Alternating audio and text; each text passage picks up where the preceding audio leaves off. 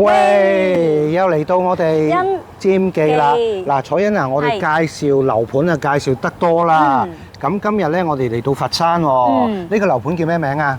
中海金沙里啦。咁咧，我哋今日都好特別啦。有幾特別？唔介紹房，唔介紹樓。係啊，唔介紹樓，介紹車位啊。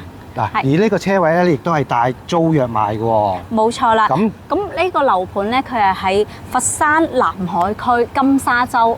咁佢係其實係喺廣州嘅交界嘅啫。我哋而家可能行出啲就係廣州啦。咦，咁好旺喎！冇錯，所以呢邊咧佢嘅車位價錢都比較高，咁佢嗰個回報率都好高嘅喎。去到幾多啊4%啦。4% 咁高，咁啊連埋租約賣嘅，咁亦都唔驚收唔到租喎。冇錯啦。咁不如咁樣啦，我哋落去車場嗰度睇睇咯。好，我哋而家即刻去停車場。好啊。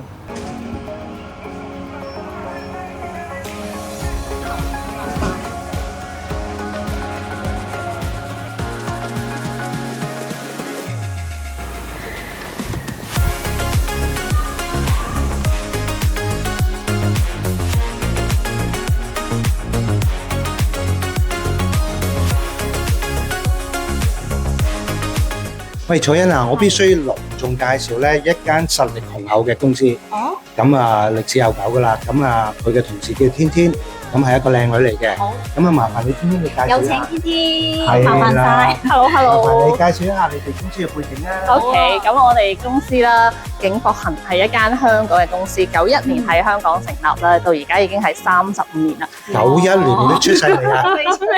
係咪？OK，係啦，咁今日帶大家睇嘅呢個車場咧，係一個佛山嘅停車場啦，一個住宅屋苑嘅停車場。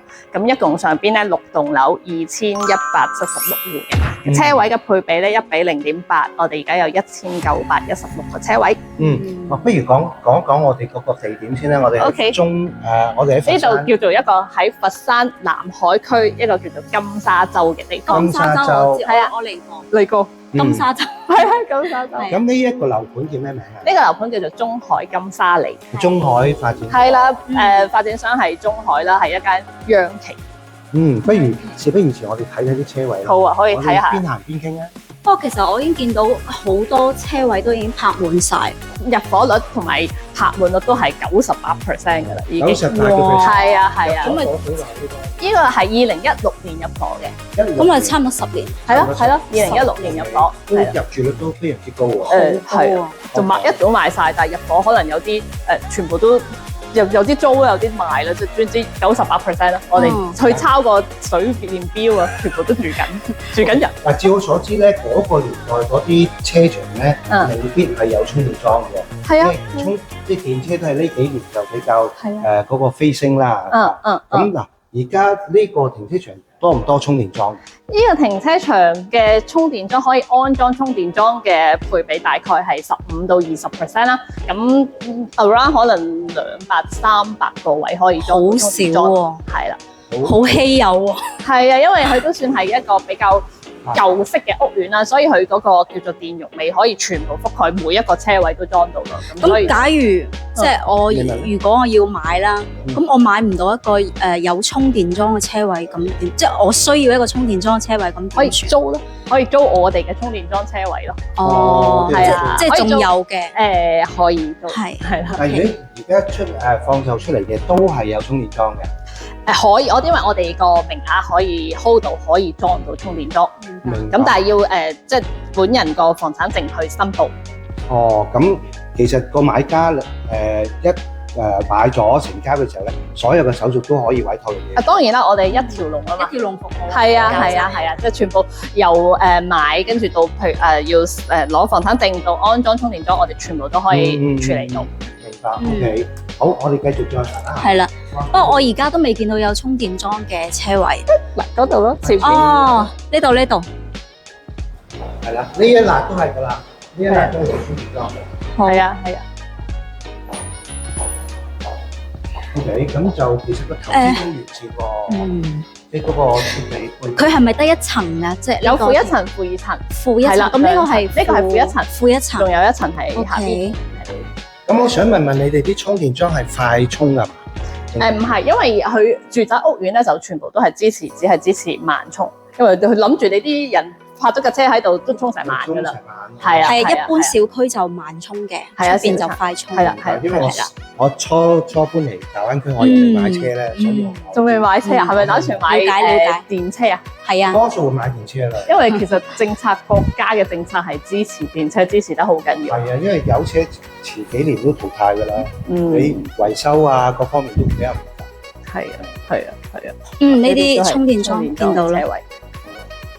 嗱，大同小異啦，我哋嗰個車位都好闊落啦，因為唔係好似香港啲停車場，哇轉個彎都已經冚到人哋架車，好驚。咁啊，不如咁樣，我哋直接講一講嗰個買賣流程啦。幾錢啊？幾錢啊？係咪一次係冇得做按揭㗎嘛？係嘛？車位冇得做，係嘛？唔係好大，咁所以就大部分。其實個買賣流程好簡單，啱啱阿蔡欣有講過，我哋提供係一條龍服務啦。咁我哋喺香港可以支付到車位嘅車位款港幣或者人民幣去我哋一個香港或者國內嘅帳號啦，然後去位於鰂魚涌嘅一個太古坊嘅律師樓做一個委託公證手續，委託到我哋國內嘅同事去處理所有房產證，包括辦嗰個契稅啊、印花稅啊、網簽啊，即所有嘅國內嘅流程之後咧，攞到個房產證喺香港俾個業主簽收咗之後，就可以一個 regular 嘅收租嘅服務，就係一直就個月收個租金啦。咁攞到房產證之後，亦都我哋會處理到安裝充電樁嘅申報同埋後續嘅所有事啦。咁到最後你想出咗件貨，我哋亦都可以揾到我哋幫你係處理二手交易咁樣。哦，嗱，呢度咧有少少分別啦。出坊間咧有好多就話買咗個車場咧，就包你嗰啲叫包租。咁其實呢一度咧已經係唔係噶啦。我哋唔係包租。係啦，因為你已經係 already 有租客噶啦嘛。係啊，因為我哋見到我哋個車場其實都停到滿，所以我哋每一個車位都係租緊有租約嘅，所以我哋就唔係叫包租，係即係連租約咁樣去出售。OK， 咁我都想了解下啦，嗰個租金咧一個月係租幾錢度？我哋呢一個佛山嘅項目嘅租金大概係680蚊左右咯。680蚊到，咁都係充電樁嘅車位。充電樁嘅車位 around 可能會再額外多150至200蚊，呢個係普通車位。即係可能680蚊，即係就係普通車位。係。如果有充電樁嘅話咧，可能加多100零蚊。係啦，再多200蚊左右。800蚊，800零蚊咁樣。OK，明白。咁都回報唔知高唔高咧？可能4% 咯。4%。係啊，回報。總價大概係幾？總價我哋可能就大概30萬左右咯。大概30萬左右。係啊。咁有冇價講㗎？睇下你靚唔靚仔啦。咁我就冇啦，即係真工嘅車。咁我想問下啦，即係呢度30萬左右，咁附近嘅一啲樓盤，即係啲車位係點樣？即係想參考。附近可能有30或者40萬嘅車位咁樣咯。即係其實都係一個合理嘅市價嚟嘅。差唔多啦，同周邊一定唔會即係我哋特別貴或者特別平咁樣咯。係，但係周邊已經係屬於廣州嘅咯。係啊。係咯，即係呢度有佛山，因為我哋呢度出廣州其實就係3分鐘嘅路程啊嘛，所以即係你可以同佛山嘅周邊，或者廣州嘅周邊，因為都係附近。即係個概念就等同我哋嘅坦洲，隔離就係珠海，係啊，係咯，隔離出去廣州又係3分鐘。咦，你哋仲有另外一個車場喎？係啊，喺廣州。咁啊，我哋不如去埋廣州嘅車場睇睇啦。OK，好啊。好。